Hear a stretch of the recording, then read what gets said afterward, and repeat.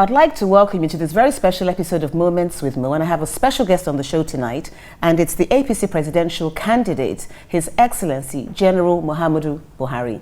Your Excellency, you're very welcome to the show today. I know we met 4 years ago, but we're here again, and I want to ask you, General Buhari, why do you want to become the president of Nigeria? What is that thing that you've said to yourself yet again, 4 years later, I want to come back and I want to run this nation? Why is that? I never said I would retire from partisan politics. And as long as I'm a partisan politician, my supporters feel that I should present myself to my party so that the party can decide whether I should get the ticket to participate or not. So, so you're saying that you didn't really, you were being, would you say you were pushed into it? Well, not pushed, I've been persuaded into it. You were persuaded into it? Yes. So would you say that at one point you were like, okay, I think I want to just give this a break. Mm-hmm. But due to the level of support that you received, you therefore thought it was important for you to come out and run again?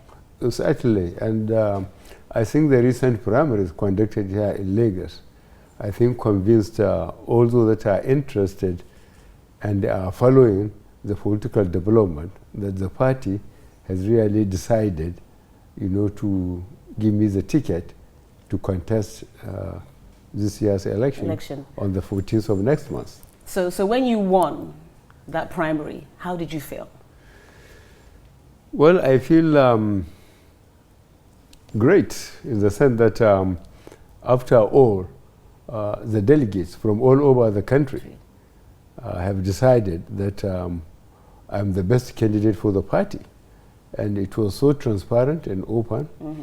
And a lot of people within the country and outside spent from early hours of the night to the following morning watching it until it was all completed. Yes, I was one of them, and it looked like a very, very transparent process in terms of how the votes were being counted and how they were being put into a glass box. Everybody could see very clearly, you know, the numbers that were being counted. But the thing is that you've won the primaries. The next thing is, how do you win to become the next president of Nigeria? So let's say that we wake up on the 14th of February, and the votes are counted maybe by the 15th of February, and you do win. How are you going to govern us? Because the recollection that many have, they see you as a military ruler. That's, you know, in your previous, when you were head of state previously. So if you were to come back into power again, what's going to change, and how are you going to govern us this time? Well, firstly, the APC that gave me the ticket.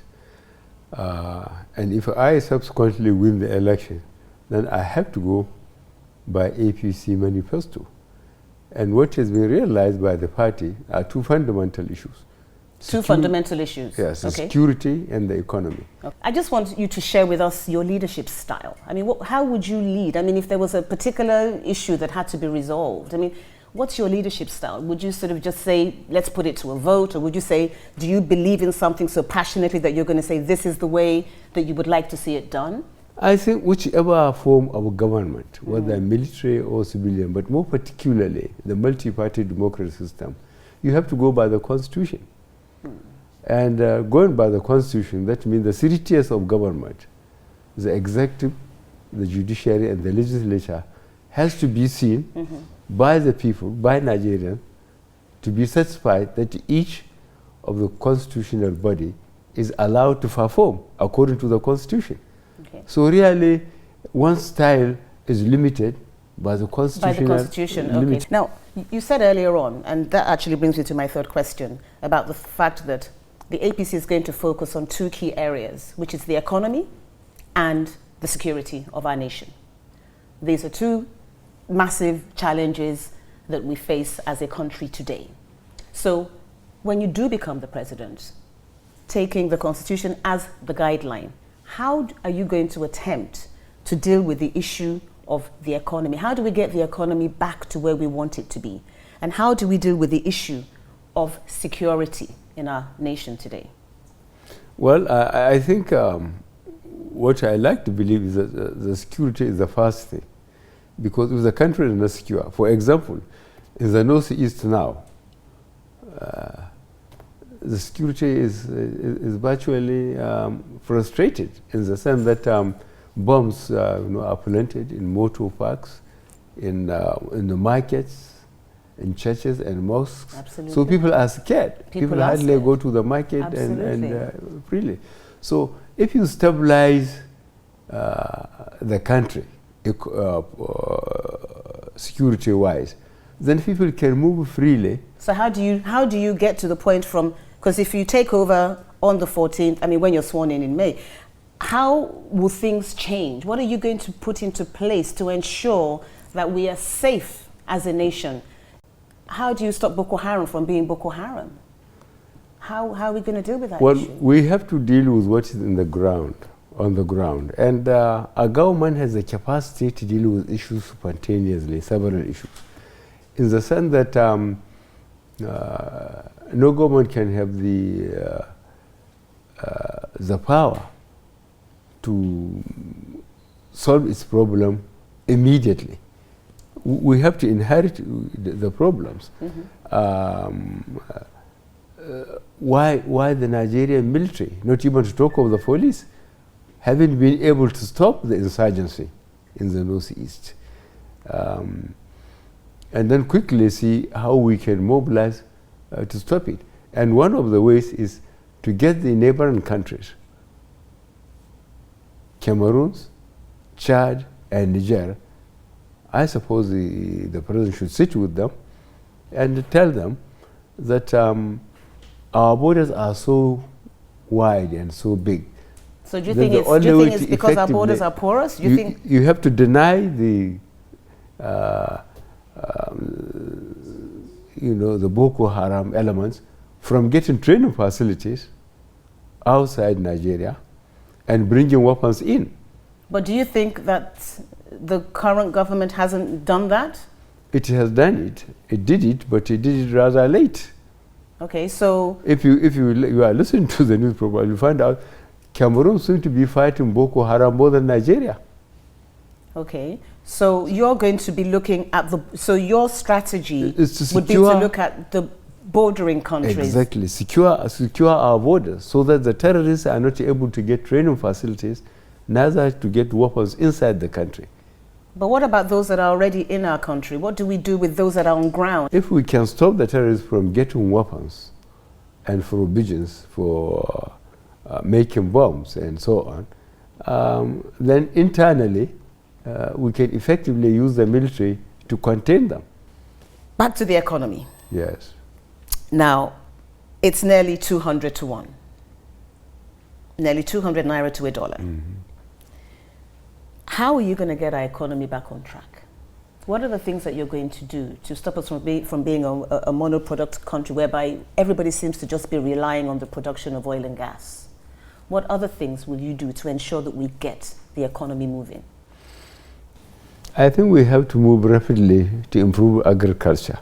We have vast land, arable land in the country. We have a lot of able unemployed bodies that we can 80 immediately... 80 million youth unemployed. Exactly. And solid minerals. There are solid minerals all over the country. Gold, lead, tin, columbite, name it. God has given it to the country. That too can be... So you don't think enough effort has... You don't think this current administration has put enough effort even the previous, looking at those other sectors? Not only this administration, even some of the previous administrations. We have to improve on agriculture and soil minerals just to complement oil and gas. This cannot be done overnight, but what can be done immediately is make sure that the federal government get together with the state government to make sure that the land is opened up, even into our plantations, palm oil, palm kernels, and then food production and so on. So you think the way to go is, exactly. Is agribusiness? Agribusiness, okay. And the government has to make very serious investment in agro allied industries, in agriculture itself, and in solid minerals. Okay, so solid minerals and agribusiness. You think that's how we're going to get our economy back on track? It will help. It would help greatly. What other things would you look at in the mix? Savings, stop wastage. What would you save on? Where would you save? What would you cut out? What would you say no more? I think ceremonies. I think you mean the federal government ceremonies? The federal government and the state government should be encouraged, you know, to spend less money on overheads. You know, going all over the place with convoy of vehicles, you know, traveling outside the country. Very often, let us empower our institution. Let us improve our health care. Let us improve our educational system, so that people will develop confidence in them and stay at home. And then let us import less luxury goods. Let us get our industries to start, so we can get employment and goods and services. So you don't believe in the fact that we should have an open market whereby if goods are imported, it's up to the consumer to make the decision and pay the luxury tax or not? You think we should really just focus on building our own? Luxury and consumer goods, we have to, at this stage, we have to devise a way of protecting some of our industries. For example, textiles. I know, sure, the textile industry used to employ about 320,000 Nigerians in Ikeja, in Kaduna, in Kano, in Aba. But now, virtually the textile industry has collapsed. I don't think they employ up to 30,000. But we have got the land to farm cotton. We used to. We have got the basic industries in the places I have just mentioned. We're going to take a break, General, but when we come back, I want us to address a certain number of issues that take us back to basics, which include the fact that we're going to need, maybe the reason why that sector is dead is because we have no power. You know, so there are 5 basic things I'd like to talk about when we come back after the break: on employment, power, education, healthcare, and corruption. We'll be right back after this break. Long hot hazes, barefoot daisies, we can. How do you then stop corruption from happening? Because it's so eaten away into every single fabric of our society. How are you going to deal with that? Because I guess once you can deal with corruption, it's going to have an impact on everything else. Long hot hazes, barefoot daisies, we can be just. Welcome back, and I'm still here with General Buhari. General, it's good to still be here. Thank you for making the time out. I said before the break that there were some basics I wanted us to sort of take a trip back to. And I know 4 years ago when I interviewed you, I asked you these same questions. And they are still on the front burner again 4 years later. Unemployment. From some of the figures I have, we have about 18 million of our youth unemployed today. Power is still a major challenge in our country. Education, the students are failing, the teachers are failing.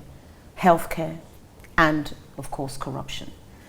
How would you deal with the issue of unemployment for our youth should you become the next president of Nigeria? Well, these things took time to happen. The unemployment did not happen overnight. I'm afraid it may even take a longer time to solve it. But as I kept on saying, agriculture and soil minerals are the immediate areas that can be quickly developed, because Nigeria has the capacity. It has the land, it has, it can mobilize the capital to put able-bodied unemployed into the land, and the solid minerals. Meanwhile, the educational institutions, so you're saying that, you know, by looking at those 2 sectors that you mentioned, solid minerals and agriculture. Do you think that's going to solve the unemployment problems that we have in its entirety or to a certain extent? To a certain extent, but we have to also make sure that the industries are resuscitated. And how can the industry be resuscitated? Something has to be done about power. And here I believe observers or listeners will be able to recall the National Assembly again attempted to conduct hearing. In fact, they did conduct hearing on NEPA or Power Holding Company of Nigeria, and those who succeeded them. They conducted the hearing in Abuja and in the 6 geopolitical zones. And they sent the result to the executive. I think that was the last the country heard about it. Okay, so it's a corruption, the pension funds, the petroleum industry, and in NEPA.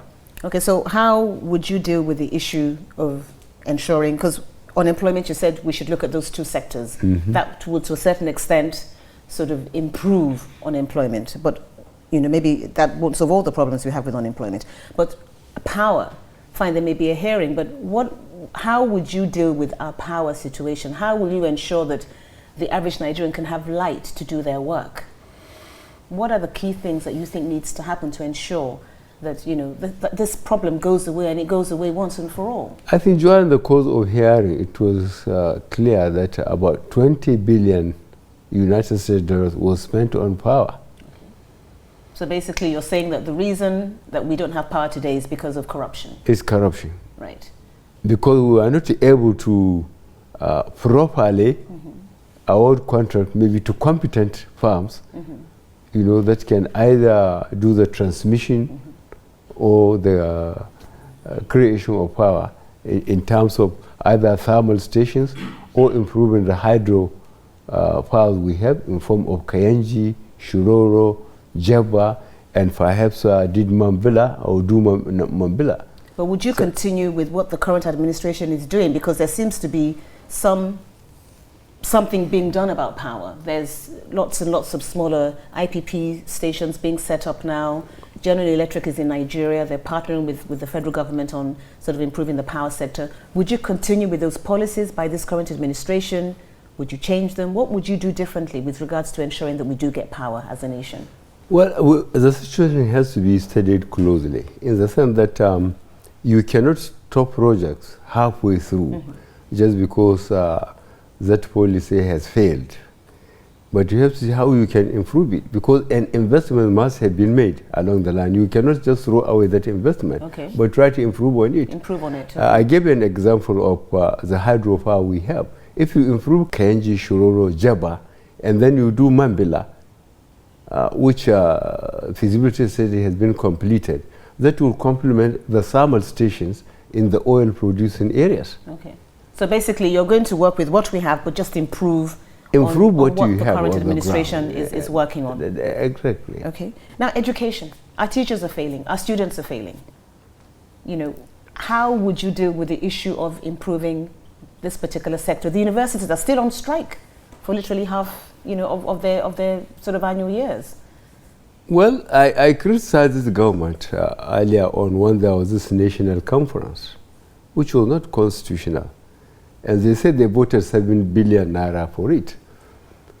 But the National Assembly is sitting there, and this is their job. If that 7 billion naira was given to ASU and the teachers of the tertiary institutions, our children wouldn't have been at home for almost two academic years. Yeah.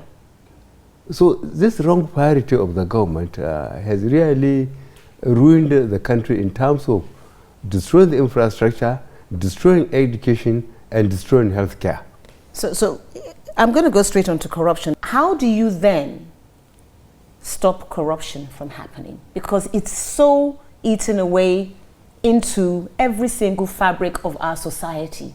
How are you going to deal with that? Because I guess once you can deal with corruption, it's going to have an impact on everything else that concerns Nigeria, to make it a better place to live and a better place to work. How are you going to deal with the issue of corruption? There are some feature article contributors to the Nigerian press that said, if Nigeria doesn't kill corruption, corruption will kill Nigeria. And I think if we have the opportunity to form a government from May next year, we just have to draw a line. And say that what happened behind us from 1999 to then, those cases that are with the judiciary, we will not touch them. We will allow judiciary to deal with them. But from that day onwards, anybody who takes public funds outside the financial instruction, outside the administrative instruction, will immediately be prosecuted. So how do we get... Because if you insist on investigating, you can't investigate everybody. And you may find out even... so you're saying that, for you, what you're saying is that you would look at immediate prosecution of... What cases are with the judiciary? Yes. Investigated cases in our courts, the government will not tamper with that. Okay. But the government will draw a line from that day onwards. So from 30th of May onwards, yes. Anybody in charge of funds at any level in government must be held accountable. And the audit will be made viable. So, okay, so it's about, what you're saying is that there must be a process that will be put in place to ensure that, so are you saying that there is no process now? The process is there. You go to any ministry. So there's a process. So we're saying that the process is not being followed. It's not being. How are you going ignored. to ensure? How are you going to ensure that that process is followed? Because that is the problem. By applying sanctions.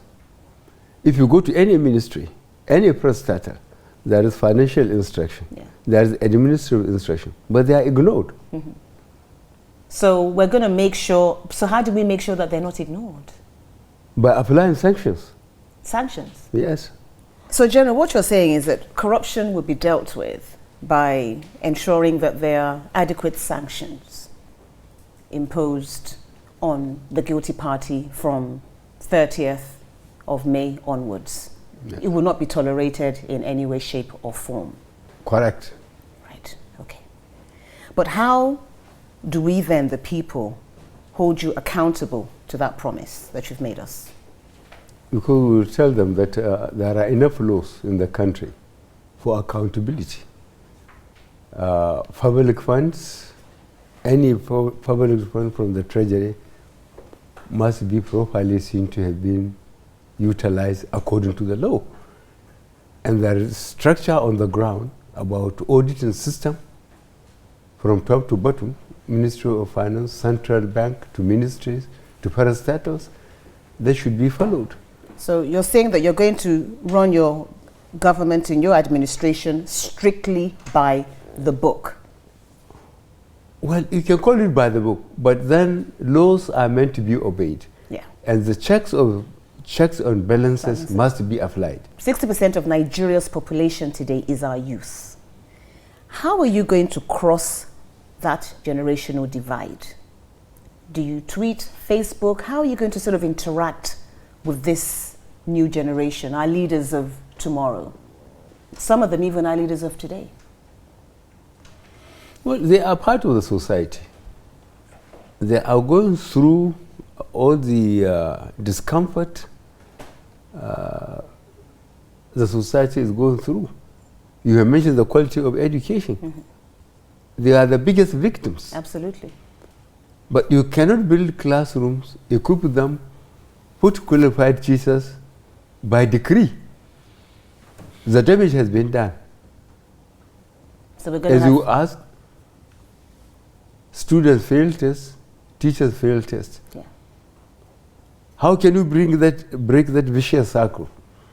How? Please tell, how are you going to break that? The way I see it is to go back to the fundamentals. Absolutely. A question of accountability. We must make a big investment in infrastructure, in equipment, and teacher training. So it's back again, do you think, to having the right leader lead to ensure that we can tick all those to-dos that we need to do? Virtually at all levels. You have to get levels. competent ministers, at all levels. Yeah. Okay.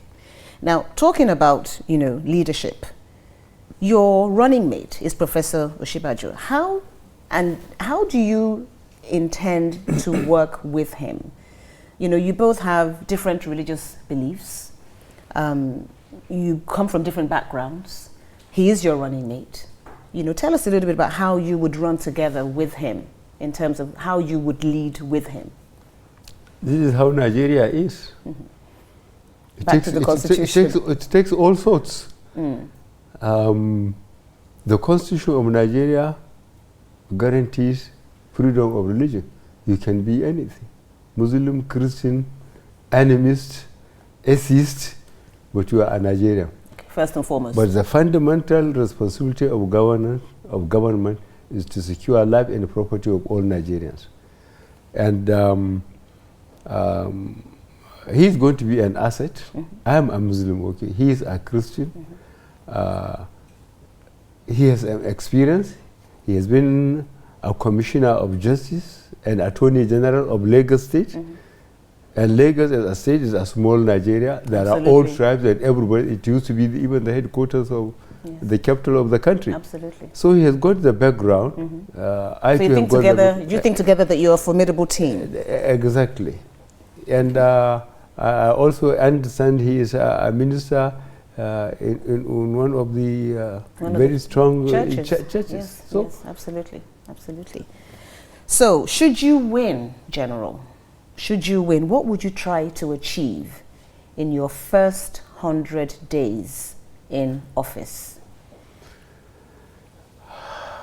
I will try and get the correct position of security and economy. What we are discussing is what we read in the papers or what happened in our neighborhood. We don't know the amount of intelligence that the law enforcement agents were able to gather and deposit with the government. What the government has been doing with that intelligence. Okay. Have they been respecting it, cross-checking it, and working on the recommendation, or have they ignored it? That is the immediate thing on coming to office to make sure that you identify the serious issues from just rumor mongering and what is in the papers. And how to solve those And how issues. to solve them and set your priorities. Okay, okay. And just one very last question before we wrap up this interview. Lessons learned. If you look back over the years when you were the previous head of state, and even outside of being the head of state, what are some of the key lessons you've learned that you think will stand you in better stead as you go forward, should you be elected as the next president of Nigeria? You just have to know at which level economically and security-wise a country is. Yes. We are back to square one. That's what I said by breaking the vicious circle. We refuse to devalue the naira. We refuse to remove subsidy on petroleum by whatever definition. We refuse to remove subsidy on flour. And we are servicing medium and long-term debt according to according to agreement. And people and Nigerians took all those for granted. Yeah. The naira was not devalued. But now you are telling me naira is about 200 naira. Well, it's in the 200 190s. naira to the dollar. Yeah. It used to be 1 naira to $1.4. Yeah. As we wrap up this interview, General, thank you so much for your time. I really appreciate the fact that you've granted us this opportunity to spend time with you.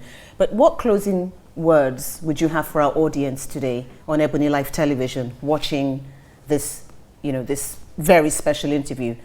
Just to give a little bit of background on Ebony Life Television, we are known as Africa's first global black entertainment network. We are in all of Africa, including South Africa.